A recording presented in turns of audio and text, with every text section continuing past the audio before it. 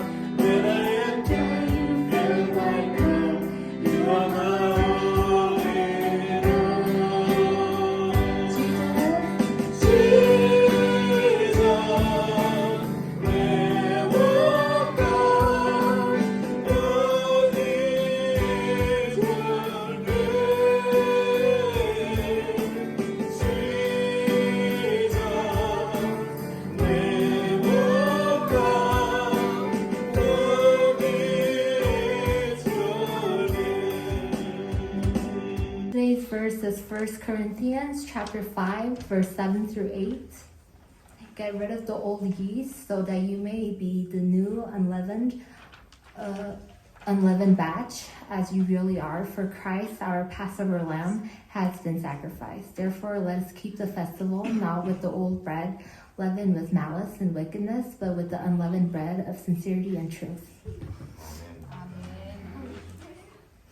Let's pray. Our Heavenly Father, thank you for letting us gather as one to pray and praise, and to have this time to listen to your words.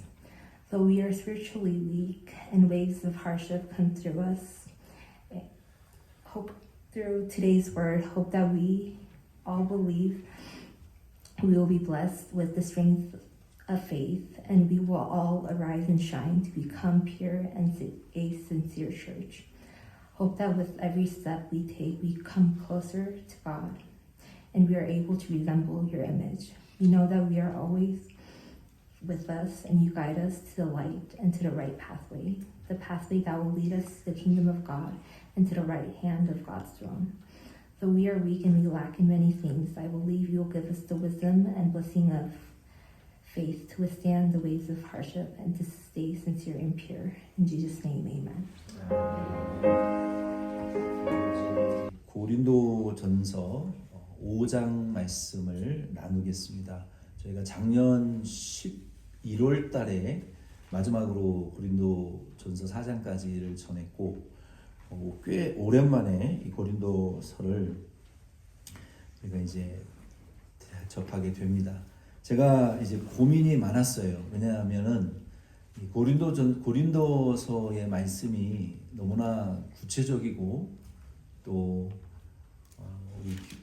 우리 그리스도인들의 그 삶의 너무 구체적인 부분들을 이렇게 터치하다 보니까 이 말씀이 증거되는 것이 참 너무 어려운 점이 있습니다. 그래서 오늘 우리가 이 고린도서 5장 말씀을 받으면서 이 말씀이 항상 그 사람의 교훈이나 어떤 목사의 개인적인 가르침이 아니라 하나님이 우리 교회의 때를 따라서 뭐 봄, 여름, 가을, 겨울 또 밝은 날도 있고 흐린 날도 있잖아요.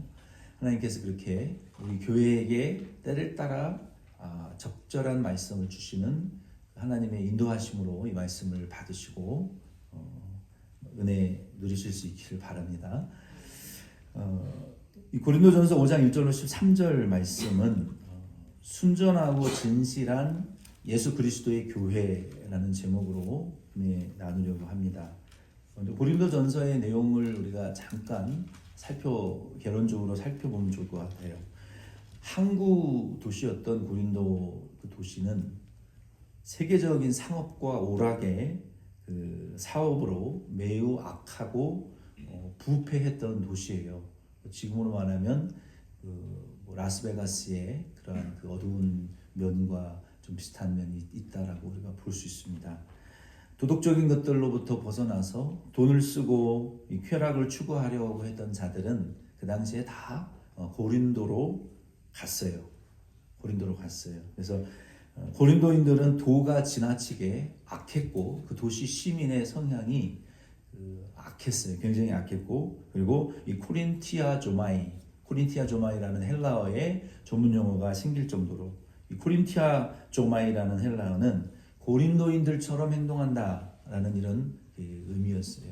그 의미는 방탕과 매춘의 용어로 쓰일 정도로 아주 나쁜 말이었죠. 그래서 너는 코린티 조마이 같다라고 하는 말을 우리가 들으면 아주 모욕적인 그런 말인 거예요. 방탕과 매춘을 일삼는 그런 사람이다라는 의미죠.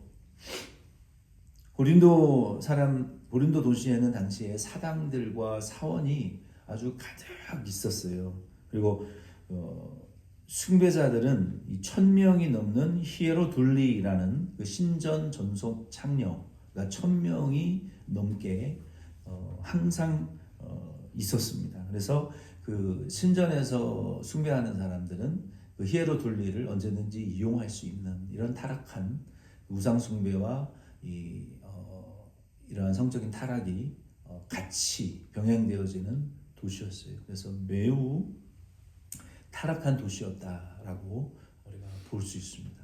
오늘날 세계에서 제일 타락한 나라는 어디일까요? 미국이죠.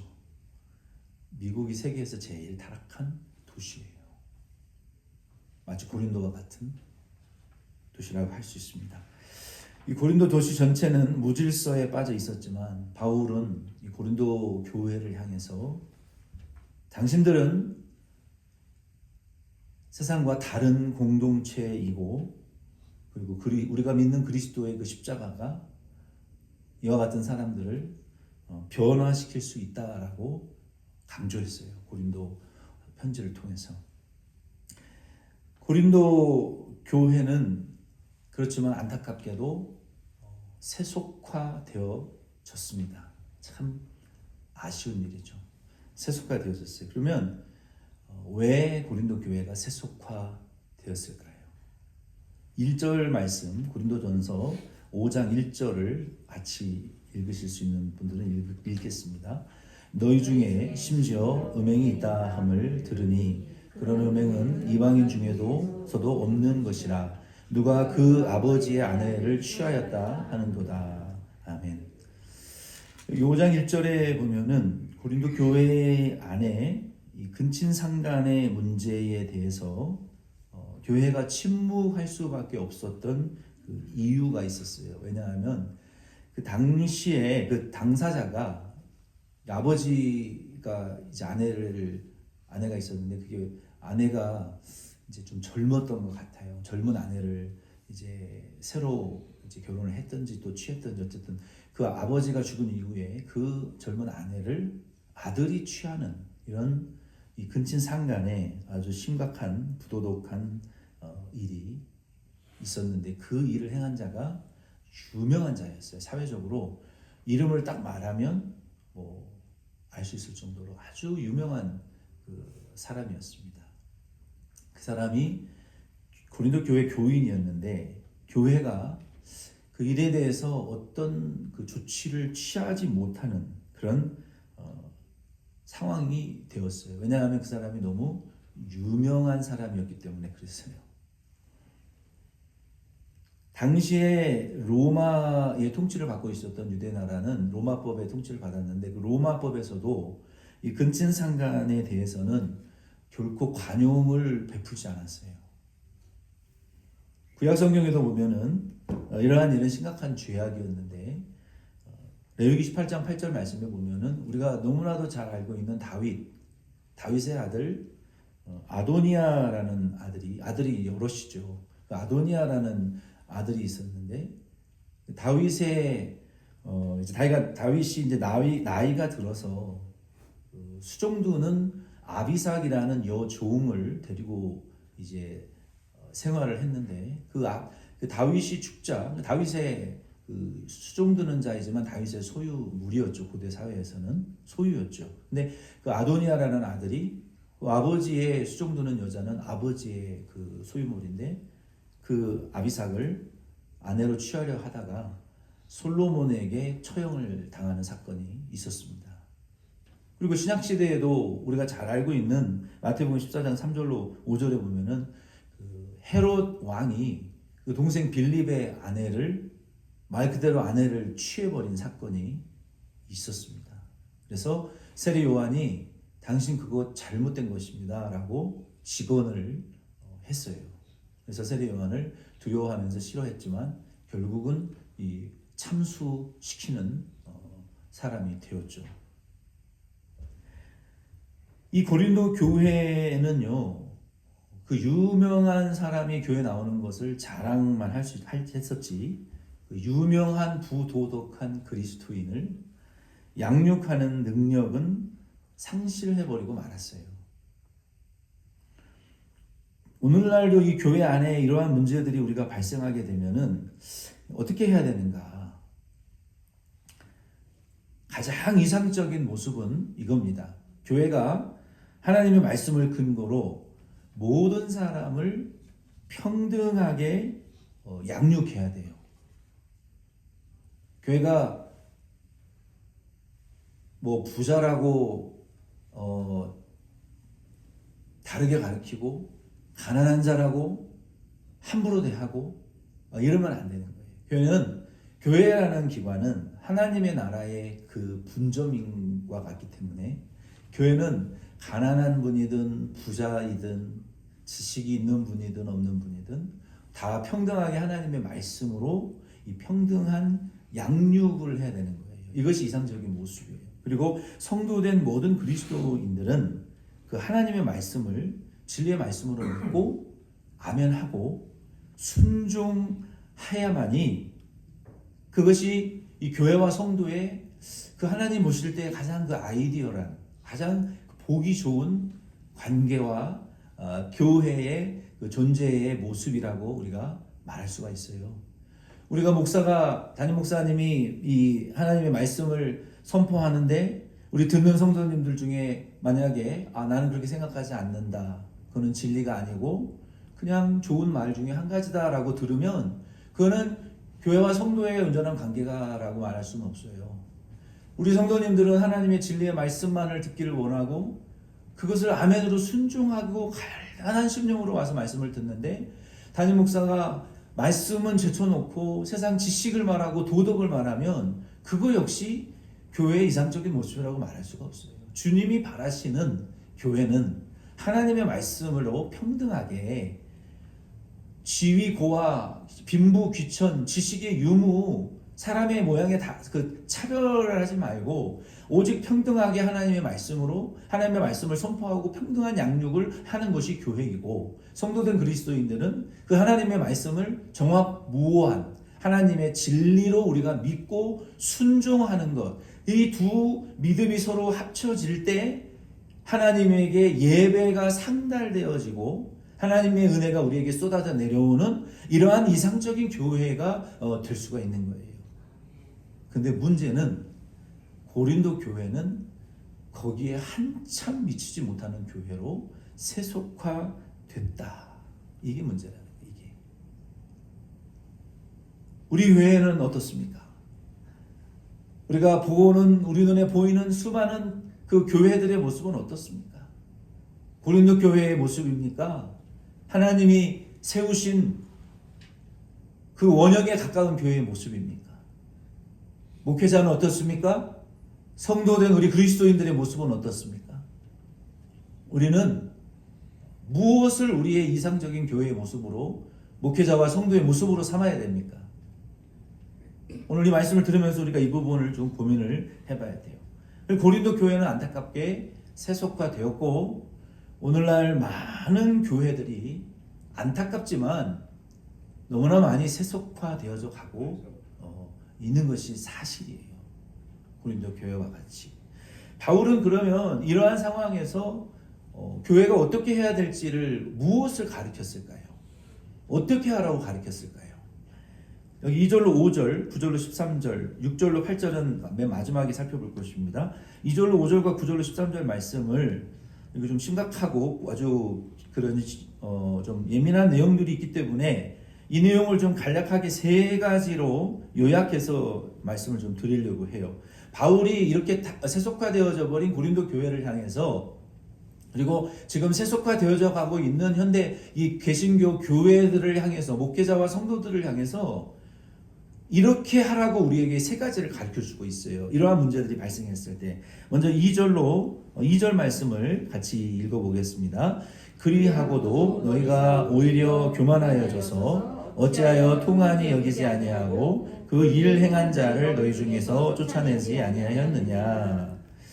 바울이 지금 2절 말씀에 보면은 문자적으로 그냥 문맥상으로 보면은 그 교회를 그냥 교회에서 내쫓으라 이렇게 얘기하는 것처럼 들릴 수 있어요. 그러나 그 문자적인 의미는 맞지만 그 바울이 지금 마음에 품고 있는 의도를 우리가 지금 알아야 돼요. 바울이 지금 이 먼저 그 당사자를 교회 바깥으로 내쫓으라라고 말하고 있지 않고 교회의 리더십에 대해서 지금 말하고 있어요. 담임 목사와 장로, 교회 운영위원회 부장단 이러한 문제들이 교회 안에 생겼을 때 교회의 리더십이 먼저 대처를 해야 된다는 거예요.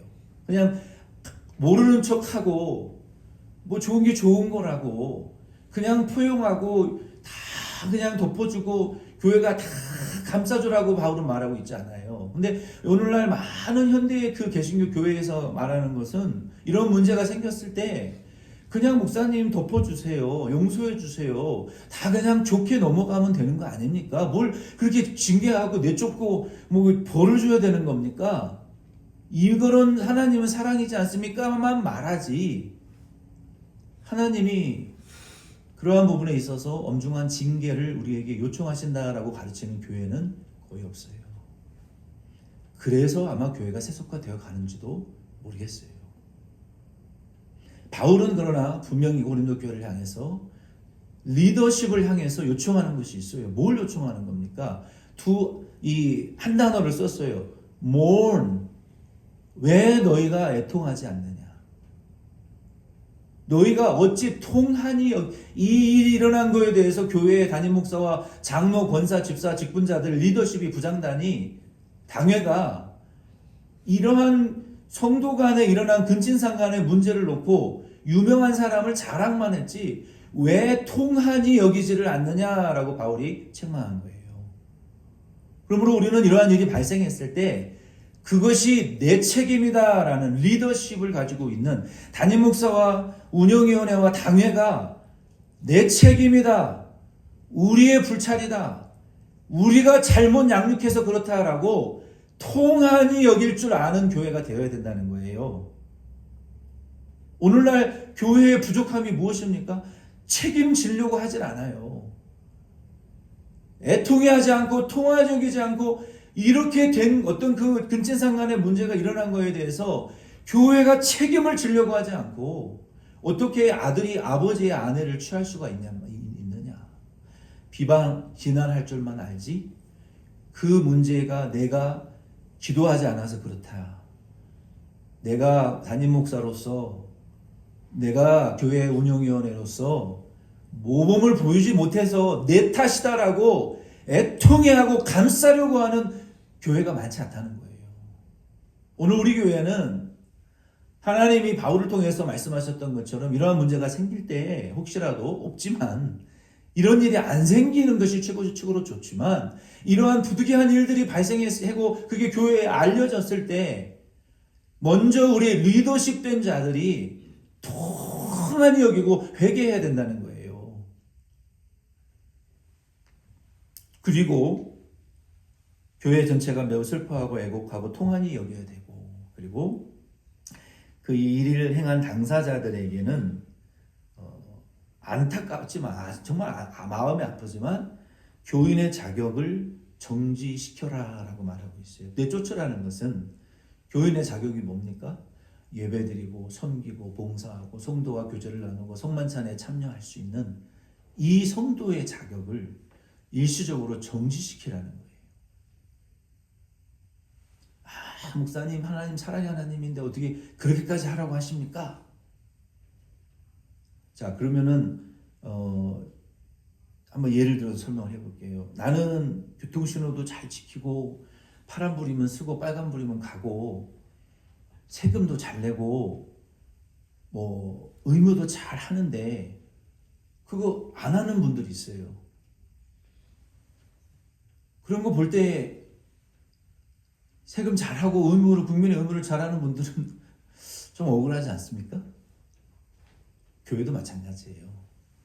하나님이 바울을 통해서 징계하라고 하시는 목적은 목사님 그렇게 죄에 대해서 설교하고 회개하자고 가르치고 우리가 청결해져야 된다고 가르치고 예수 닮아야 된다고 가르치고 우리가 그렇게 하나님 앞에 용서받은 그 루터의 말도 구원받았지만 용서받은 죄인이라고 가르치고 육체와 영의 선한 싸움이 있어서 옛사람은 죽이고 자기를 부인하고 십자가 지고 살아야 된다고 가르치시더니 아니 그 유명한 사람이 이렇게 근친상간의 죄를 질 때는 그냥 덮어버리고 가시는 것은 성경이 진리가 아니라는 소리 아닙니까?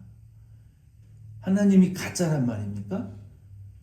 교회 전체가 지금 무너지고 흔들리는 상황이 올 수 있단 말이에요. 이런 일을 통해서. 그렇기 때문에 이러한 일이 발생했을 때 바울은 교회의 리더십이 통한히 여기고 교회 전체가 회개해라. 그리고 그 일을 행한 당사자는 교인의 자격을 일시적으로 정지시키고 징계하라는 거예요. 이것이 올바른 교회의 모습이라는 거예요. 아멘이십니까? 3분의 1밖에 아멘을 안 하셨어요.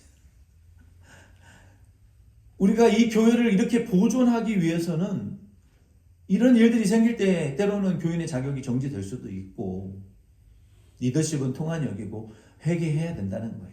이것이 올바른 교회의 모습이라는 거예요. 우리가 어떤 가족 중에 한 사람이 코비드에 걸렸어요. 우리가 몇 년 동안 얼마나 고통스러운 시간을 보냈습니까? 사랑하는 가족이지만 서로 코비드에 감염되지 않기 위해서는 같은 자리에 앉아서 밥 먹을 수 없어요. 왜? 우리는 일상을 살아가야 되니까 당장 출근하고 일하고 일상생활을 해야 되는데 사랑하는 가족이라고 키스하고 얼굴 비비고 허그하고 그러다가 바이러스 옮으면 일상생활을 아무도 살아나갈 수가 없잖아요. 가족이 붕괴된단 말이에요. 그렇기 때문에 일정 시간 동안 격리하고 서로 접촉하지 않는 사회적 거리를 두는 것처럼 우리 교회도 마찬가지예요. 우리가 예수님의 세우신 진실하고 의로운 교회라면은 교회가 중요한 거예요. 교회가 무너지면 안 되니까. 의를 행하는 다수의 성도들이 하나님과 성경에 대해서 의심을 갖게 되면 그 교회는 무너진단 말이에요. 유명한 한 사람의 죄를 덮어준다고 교회가 무너뜨리게 할 수는 없다는 거예요.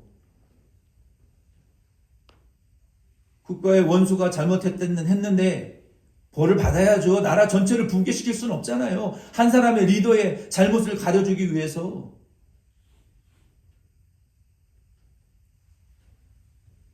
그것이 바울의 두 번째 가르침이라는 거예요.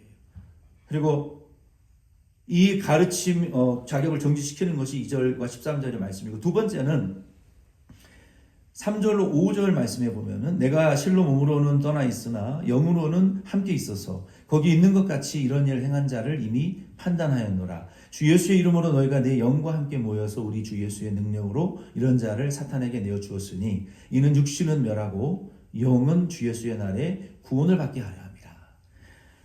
말씀이 굉장히 어렵고 애매모호하고 되게 뭔가 이렇게 harsh한 그런 느낌을 우리가 받을 수 있는데, 이 말을 쉽게 말하면 고린도 교회는 당사자를 징계할 뿐만 아니라 회개할 기회를 주라는 거예요. 회개할 기회를 주는 거예요. 그러니까 징계의 목적은 그냥 벌만 주는 것이 아니라 그 일을 행한 당사자가 깨닫고 돌이킬 기회를 준다는 거예요. 회개하고 그리고 돌아오면 더 뜨겁게 사랑하고 서로 이러한 죄 없는 신실하고 진실한 그리스도의 교회로 서로 다시 합쳐질 수 있다는 거예요.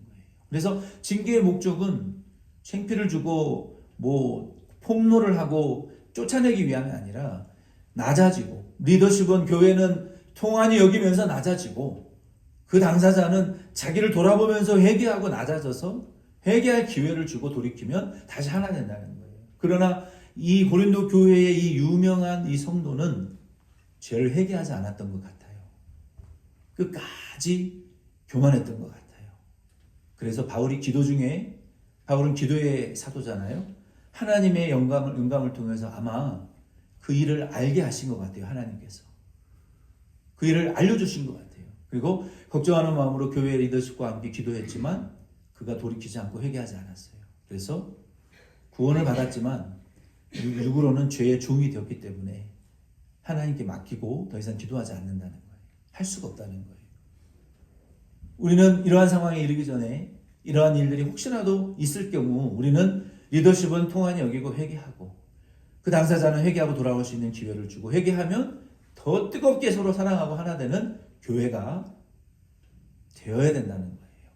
세 번째는 바울이 준 가르침은 무엇이냐면은 11절로 12절 말씀에 보니까 10절로 12절 말씀에 보니까 바울이 교회 안과 밖을 구분해서 지금 말하고 있어요. 10절로 12절 같이 읽어보겠습니다. 이 말은 내 세상에 음행하는 자들이나 탐하는 자들이나 속여 빼앗는 자들이나 우상 숭배하는 자들을 도무지 사귀지 말라 하는 것이 아니니 만일 그리하려면 너희가 세상 밖으로 나가야 할 것이니라. 이제 내가 너희에게 쓴 것은 만일 어떤 형제라 일컫는 자가 음행하거나 탐욕을 부리거나 우상 숭배를 하거나 모욕하거나 술 취하거나 속여 빼앗거든 사귀지도 말고 그런 자와는 함께 먹지도 말라 함이라. 밖에 있는 사람들을 판단하는 것이야 내게 무슨 상관이 있으리요마는 교회 안에 있는 사람들이야 너희가 판단하지 아니하랴. 아멘.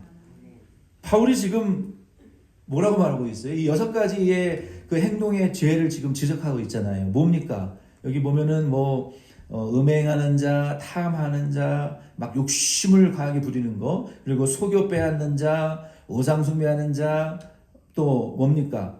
모욕하건 자, 술 취하는 자, 속여 빼앗는 자, 탐욕 부리는 자, 이러한 6가지의 죄악의 행위들을 안 하는 사람을 만약에 찾으려고 하면, 그거 안 하는 사람을 사귀려고 하면 너희가 지구 밖으로 나가야 될 것이다 라고 바울이 말하고 있어요.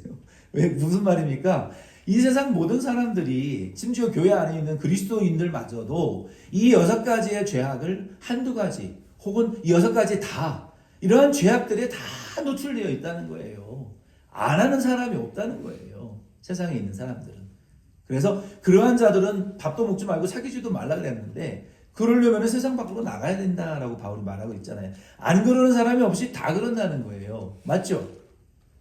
그러나 바울이 지금 말하는 것은 형제라고 일컫는 이 형제는 친인척이 아니라 가족이 아니라 예수 안에서 형제요 자매된 교회 안에서 형제요 자매된 그리스도인들 사이에서 한 교회에서 이러한 6가지의 죄악들이 일어나게 된다면 교회는 그 일을 판단하고 바로 잡아야 된다라고 말하고 있는 거예요.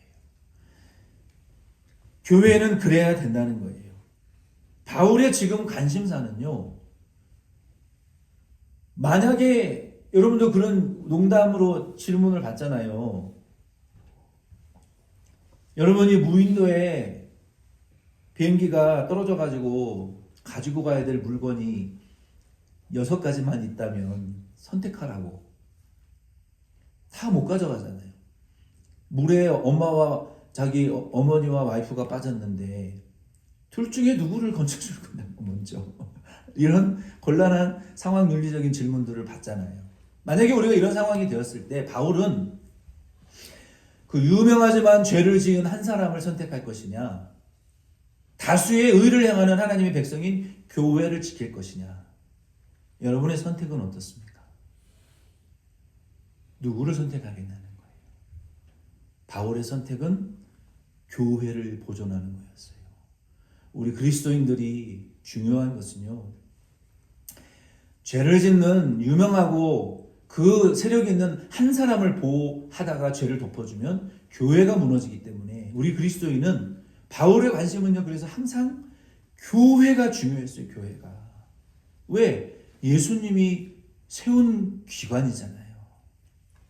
예수님이 피 흘려 세운 베드로에게 교회의 기초를 주신 열쇠를 주신 교회의 기초의 열쇠를 주신 그 예수님이 세운 곳이 교회란 말이에요. 교회가 정말 소중한 거예요. 그래서 중요한 거예요. 우리 그리스도인들에게는. 둘 중에 하나를 선택해야 된다면 교회를 선택하시는 저와 여러분 될 수 있기를 바랍니다. 그래서 자기를 부인하고 자기 십자가를 지고 나를 따라오지 않으면 예수의 제자가 못 된다 그랬어요. 바울이 교회가 이렇게 해야 된다라고 3가지를 가르쳐 주셨습니다. 그러면서 이제 바울이 6절로 8절은 제가 전하지 않았는데 6절로 8절 말씀에 보면은 바울이 교회는 이런 누룩이 없는 새 덩어리가 밀크 반죽의 빵 반죽과 같은 덩어리가 누룩이 없는 덩어리가 되어야 된다라고 말했어요. 그 의미가 무엇인지 말씀을 전하고 말씀을 마치려고 합니다. 성경에 보면은 먼저 이 누룩에 대하여 2가지의 의미로 항상 사용되었어요. 첫 번째는 좋은 의미로 예수님이 쓰셨어요. 누룩이라는 것은 그 이스트잖아요. 이스트. 우리가 한국 사람들은 그 fermented food가 아주 세계 넘버원이잖아요. 넷플릭스에 보면은 막 무슨 국밥 기행 그 한국 요리의 위상이 아주 굉장히 지금 높아졌어요. 한국 요리 그 컬미너리에 대한 내용들이 아주 굉장히 많이 올라오고 있어요.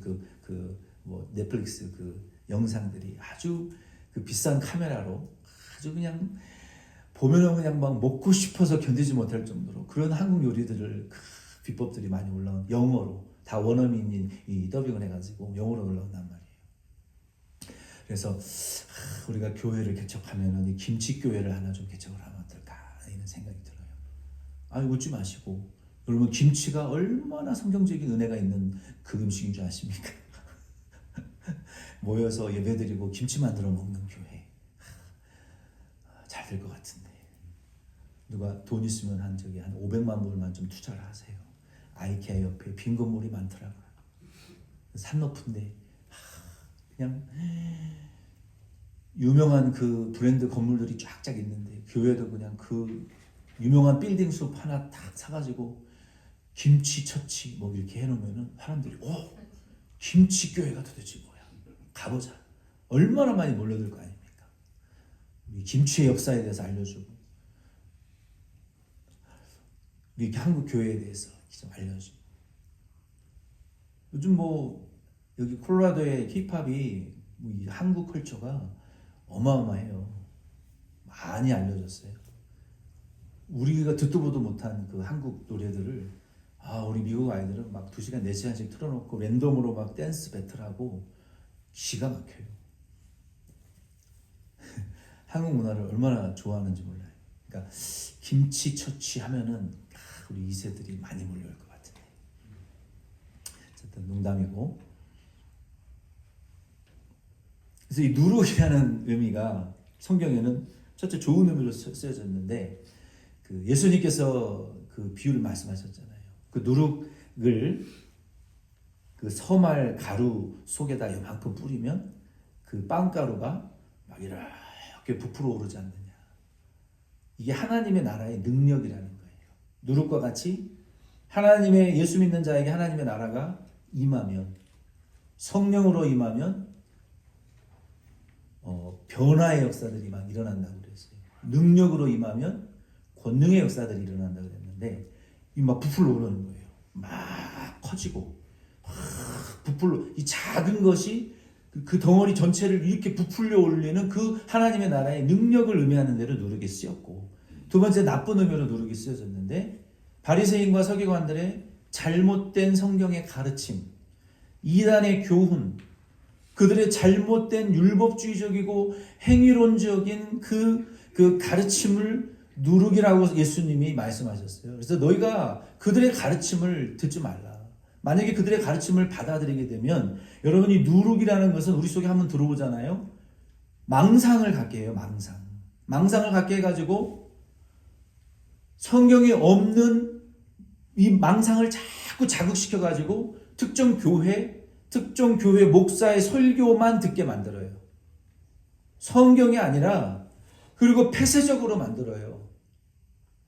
오직 24시간 365일 그 목사님만 설교만 들어야 되고 그 교회 예배만 드려야 되는 이런 이 폐쇄적이고 절대로 그 교회 밖으로 못 나가게 하는 아주 이런 이 누룩과 같은 잘못된 교훈은 그 사람의 뼛속까지 썩어지게 만드는 이 특징이 있어요. 그래서 사람들과의 관계성이 좁고 아주 폐쇄적인 그런 특징이 있어요.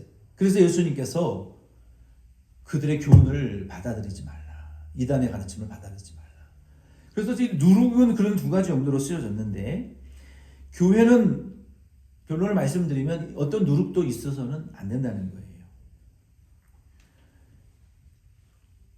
바울이 이 이야기를 하면서 출애굽기 12장 15절로 20절 말씀을 끌어들여서 본문 6절로 8절 말씀을 말하고 있어요.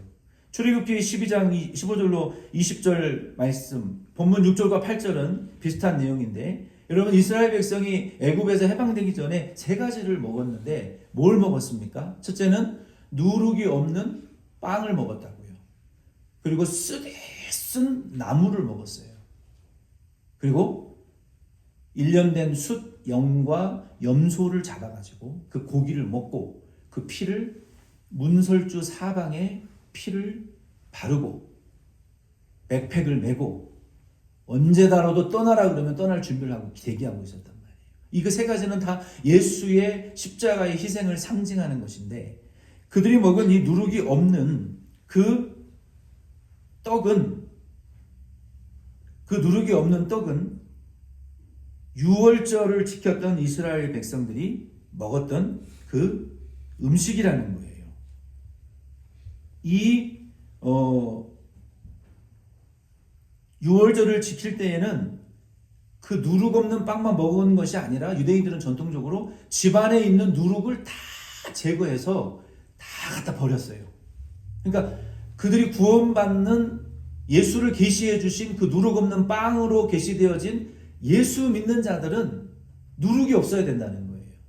누룩 없는 빵을 먹었던 것처럼 누룩이 없어야 그리스도인이라고 말할 수 있고 누룩이 없는 교회야 그리스도의 교회라고 말할 수가 있는 거예요. 왜? 그들이 누룩 없는 빵을 예수를 먹는 것처럼 누룩 없는 예수를 믿음으로 우리가 죄 없는 그리스도와 연합되어지기 때문에 죄 없는 예수와 한 덩어리가 되기 때문에 그리고 집안에 있는 누룩도 다 갖다 버리는 거예요. 유월절을 지킬 때.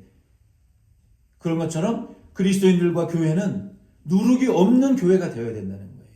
그것을 우리에게 출애굽기 12장 15절 20절 말씀의 개념을 이끌어 드려서 바울이 설명하고 있는 거예요. 뭐라고 설명하고 있습니까? 7절로 8절을 6절로 8절을 우리 한번 같이 읽어보겠습니다. 시작. 너희가 자랑하는 것이 옳지 아니하도다. 적은 누룩이 온 덩어리에 퍼지는 것을 알지 못하느냐. 너희는 누룩 없는 자인데 새 덩어리가 되기 위하여 묵은 누룩을 내버리라. 우리의 유월절 양 곧 그리스도께서 희생되셨느니라. 이러므로 우리가 명절을 지키되 묵은 누룩으로도 말고 악하고 악의에 찬 누룩으로도 말고 누룩이 없이 오직 순전함과 진실함의 떡으로 하자. 아멘.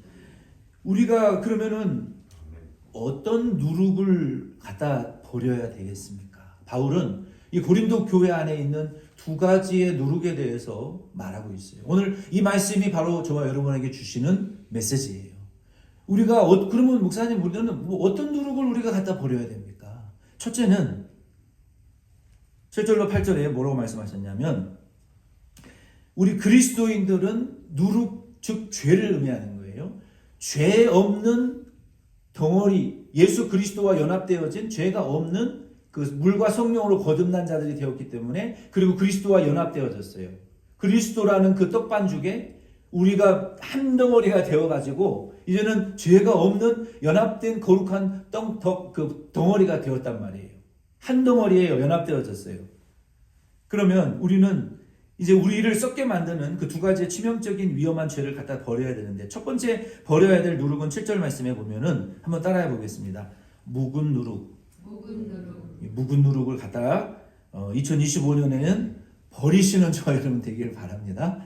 묵은 누룩을 버려야 돼요. 이 묵은 누룩이라는 것은 무엇이냐면은 우리가 구원받았지만 내 몸에 여전히 남아있는 구원받기 이전의 그 죄의 습성, 옛사람의 죄를 세상에서 제일 좋아하는 그 죄에 쩌들어 살아가던 예수 믿기 전에 죄의 그 근성과 속성을 내버리라라는 의미예요.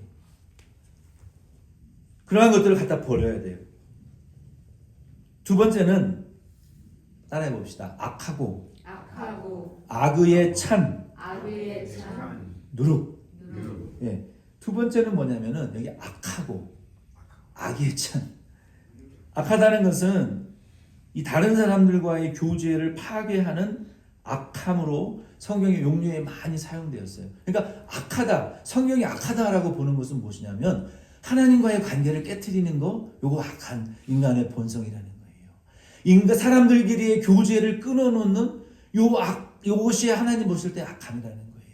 우리가 갖다 버려야 될 교회 안에서 우리가 버려야 될 두 번째 누룩은 뭐냐면 성도와 성도의 관계를 깨트리는 그 악함. 여러 가지 종류의 malice라고 하나요? 여기 영어성에 보면 malice, M-A-L-I, 그 블라블라. 그 악함. 우리 성도와 성도의 관계를 깨트리는 악함. 하나님과 성도 간의 관계를 무너뜨리는 악함. 부부의 관계, 부모의 관계, 부모와 자녀의 관계, 교회와 이웃의 관계를 깨트리는 그 악함의 누룩이 우리 속에 지금 있다는 거예요. 그걸 갖다 버려야 된다는 거예요. 그리고 두 번째는 악의 찬이라고 말씀하셨는데 이 악의 찬이라는 헬라어의 원어의 용어를 보니까 이런 용어로 많이 사용되어졌어요. 의도적으로 악함. 그러니까 악을 꾸미고 악을 계획하고 악을 의도적으로 실행하는 꾸며가지고 실행하는 그런 사람들이 있어요. 여러분 사람도요 그냥 그런 사람이 있어요. 그냥 악하게 생겨먹은 사람이 있어요. 착하게 생겨먹은 사람이 있어요. 그죠? 좀 그러니까 다 악한데 좀 더 세게 악하냐 좀 약하게 악하냐예요. 안 악한 사람은 없어요. 그리고 어떤 사람은요 악을 진짜 기가 막히게 계획하는 사람이 있어요. 그냥 조금 악한 사람이 있는가 반면에 정말 의도적이고 계획적이고 의지적으로 악한 사람이 있어요. 이런 사람들은 정말 무서운 사람들이에요. 이런 사람을 전문용어로 가리켜서 소시오패스다, 사이코패스다라고 말하는 거예요. 의도적으로 악한 사람들이 있어요. 성경은요 이 두 가지를 다 갖다 버리라고 말하고 있어요. 아멘이십니까? 내가 많이 본능적으로 많이 악한 놈이든 놈이라고 말하지만 이제 새해부터는 이제 좀 취소. 의도적으로 악하신 선생님이나 본능적으로 좀 덜 악하신 선생님들이나 그리고 태어났을 때부터 보면은 탁탁탁 이렇게 해가지고 저렇게 해가지고 이렇게 사기치고 저렇게 속여먹고 이렇게 내가 살아야 살아남겠다 이렇게 악을 계획적으로 그냥 체계적으로 의도적으로 잘하는 그런 성격이든 간에 그거 내다 버리라는 거예요. 교회 안에서는. 아멘이십니까? 그거 내 속에 죄의 본성 이 오래 묵은 누룩이 있어요. 나와 이제 골룸 여러분 골룸 아시죠? 한쪽으로는 착하게 살다가 이렇게 나도 모르게 튀어나오는 그런 악한 양면의 악함을 가지고 있잖아요. 우리가 어쩔 때는 착했다가 어쩔 때는 악했다가 그런 본능적으로 벗어나지 못하는 나의 그 육체의 정욕의 악함도 내다버리고 악한 성품도 의도적이고 계획적인 악한 그러한 성향도 그 누룩과 같은 거니까 교회 안에서 버리라는 거예요. 오늘 2025년은 우리가 일어나 빛을 발한다는 것은 그러한 것 누룩을 내다 버리는 거예요. 오래 묵은 누룩이 뭔지 한번 돌아보세요. 악하고 악한 의도를 가지고 있는 그 누룩이 내 속에 지금 뭐가 있는지를 내다 자꾸 버리시라고요. 그러면 8절 말씀대로 우리는 순전하고 진실한 교제를 하기 위하여 부름을 받은 그리스도인이 될 수 있어요. 그리스도인들은 누룩이 없는 순전함과 그 진실함의 떡으로 교제를 나누기 위해서 부름받은 존재들이라는 거예요. 우리는 우리 덴버션 장로교회로 하나님이 저와 여러분들을 왜 불러들이셨다고요? 우리 교회에 유명한 사람이 있다고 사람 자랑하지 마. 근데 자랑은 좋은 거예요. 우리가 덴버션 장로 교회에 대해서 막 자랑하고 싶어서 입이 근질근질 해야 돼요. 자랑하는 거는 좋은 거예요. 여러분들 한번 돌아보세요. 우리 교회 목사님, 우리 교회 사모님, 우리 교회 권사님, 우리 교회 집사님, 우리 교회 성도님, 우리 교회 예배 찬양 프로그램 통역 이거 어디 세계 어디 내놔도 부끄럽지 않고 자랑할 만해 이런 마음을 가지고 계신가요? 아니면 저기 있어요. 저쪽 구석탱이에 그 교회 그런 교회 댕겨요. 이런 마음을 가지고 계시냔 말이에요. 덴버션 장로교회를 자랑하고 싶어서 입이 근질근질해야 전도가 될 거 아닙니까? 처음부터 다시 해야 될 것 같아요. 한 번밖에 아멘 안 하셨어. 내 교회가 자랑스러워야 뭘 전도를 할 거 아니에요. 어느 교회 다녀요? 있어요. 저기 버클리 에어포스 근처에 그 조그만 교회 있어요. 그렇게 말하는 거 하고요. 덴버션 장로교회 한번 와보세요. 그 사람의 태도가 다른 거예요. 여러분의 태도는 지금 어떻습니까? 우리 교회는 어디 내놔도 부끄럽습니까? 자랑스럽습니까? 저는 자랑스럽다고 생각하는데 한 번밖에 안 했었으니까 처음부터 다시 할래요. 자랑 좀 하세요. 자랑질 좀 교회. 네? 교회 자랑해야 전도가 될 거 아니에요. 자랑스러운 마음을 갖는 게 사랑이라고요. 자랑스러운 마음이 없는데 무슨 전도를 하겠어요. 자부심과 자긍심과 우리 교회 좋은 교회라는 생각이 없는데 무슨 자랑 전도를 하겠냐는 거예요. 근데 이 고린도 교회는 유명한 것만 자랑을 했기 때문에 그는 진실하고 순전한 교회가 아니에요. 우리 교회는요, 뭐하러 모이는 곳이냐? 누룩이 없는, 죄가 없는 순전함과 진실함의 떡을 나누어 먹는 공간이 교회라는 거예요. 교회는 이와 같은 교회가 이와 같은 길을 유지하는 길은 작을지라도 고린도 교회 안에 들어왔던 그 음행의 죄를, 누룩을 제거하는 거예요. 사회적인 지위와 빈부와 지식의 고하에 상관없이 예수 그리스도의 교회는 죄를 용납하지 말고 순전한 교회, 진실한 교회로 유지되어 갈 수 있는 저희 교회 되기를 바랍니다. 말씀을 맺습니다. 자, 여러분들 생각하시면서 이렇게 세 줄을 적어왔어요. 읽어드리겠습니다. 모든 그리스도인은 교회 안에서 성경 말씀을 하나님의 말씀으로 믿고 그 교훈을 선포하고 예수 그리스도의 제자로 양육받아야 된다. 두 번째는 그리스도인은 타고난 기질이나 행동의 악함을 버려야 한다. 냅둬요 이렇게 살다 죽게 그러시면 안 돼요. 특히 11절과 12절 말씀에 언급된 그 6가지에 대한 죄악을, 누룩을 자꾸 갖다 버리셔야 돼요. 버리세요. 마지막으로 그리스도인은 진리와 성령 안에서 서로 순전하고 진실해야 돼요. 이와 같이 사는 것이 예수 그리스도의 교회가 되는 길이고 교회의 순결을 지켜나가는 길인 줄로 믿습니다.